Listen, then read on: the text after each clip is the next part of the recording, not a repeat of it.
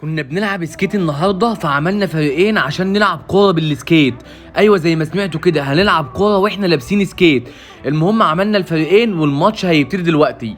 الماتش ابتدى والفريق الخصم ماسكين الكوره زي ما انتم شايفين كده. ده الكابتن بتاعهم ماسك الكوره بيحاول يعمل هجمه مرتده فدى لصاحبه في الباك اليمين. صاحبه ودى الكوره قدام لكن صاحبي قدر يقطع الكوره منهم زي ما انتم شايفين كده وسدد على الحارس لكن الحارس قدر يصد الكوره وصاحبي هو اللي اتكشوح زي ما شفتوا كده. صاحبي التاني ده اخد الكوره وهيحاول يعدي اهو. عدى من واحد طبعا الكوره لازم تنزل على الارض كل شويه عشان ما يتحسبش فاول. بصل لزميله وزميله رجع لي وانا خدت الكوره ورجعت رجعتها لزميلي تاني. زميلي اخد الكوره طبعا اللعبه 1 2 كده ده حلاوتها.